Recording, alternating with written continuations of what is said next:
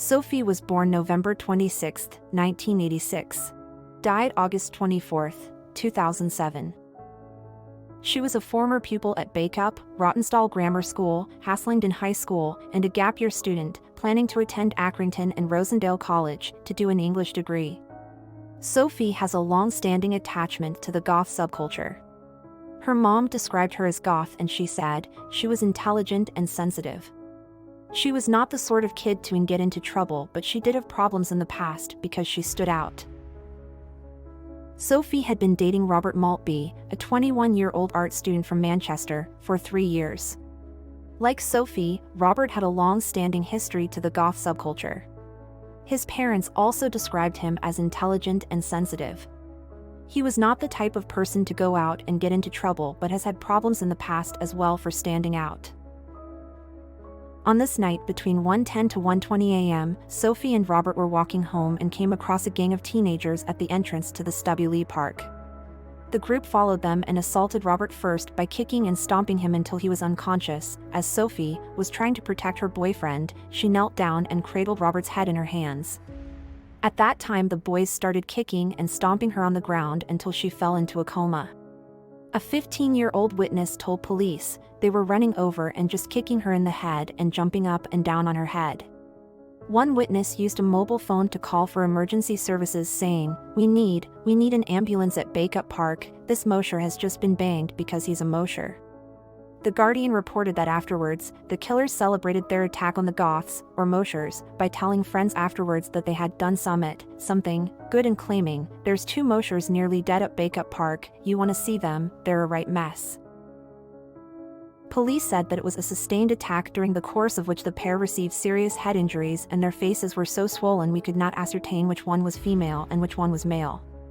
Both were hospitalized as a result of the attack, initially at Rochdale Infirmary. Robert's injuries left him in a coma and with internal bleeding. He gradually recovered, but had lost memory of the time leading up to, and during, the attack. Sophie was in a deep coma which caused her to be placed on life support and moved to Fairfield General Hospital in Bury and then to the neurology unit at Hope Hospital, now Salford Royal Hospital.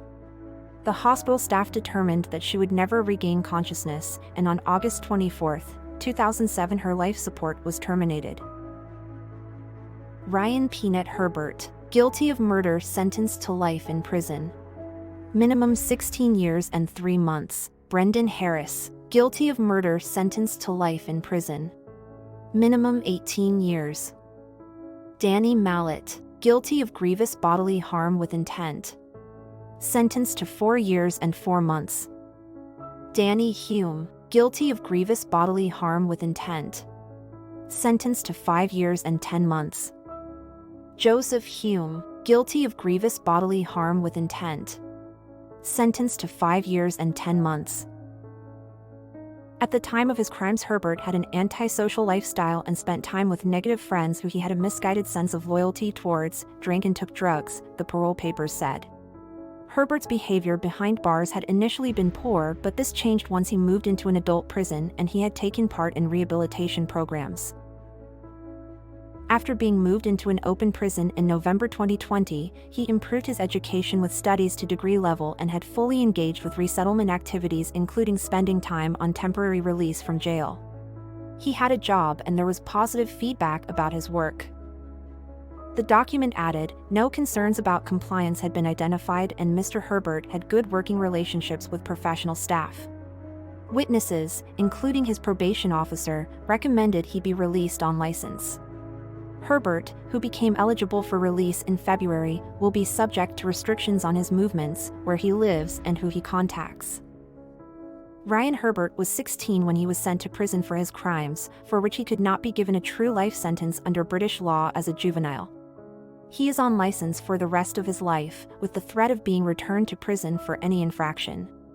He is now 30, having spent his entire adult life behind bars in a hostile environment costing a staggering amount of public money to maintain. He will emerge, but, for the rest of his life, with the stigma of an inmate and a murderer. This is no apology for him, or any of the other boys charged, or for their cold-blooded crimes. It's just, a small part of me would like to have faith in our system of justice, and how it is designed to punish and reform the offender, to prevent such offenses in future. Hopefully. It's precious little comfort to those who have been scarred by this crime, however. I hope that all those affected find their peace in due course. This is the hardest statement to write. It is with great shock and disbelief that we announce that Sylvia Lancaster has passed away. She died early this morning in Blackburn Hospital. She had suffered from ill health for the last couple of years, but her death was sudden and unexpected. Sylvia had such a powerful life force, we cannot imagine a world without her in it. Following Sophie's brutal murder, Sylvia put her energy into championing people from alternative subcultures and creating educational programs to tackle prejudice and intolerance.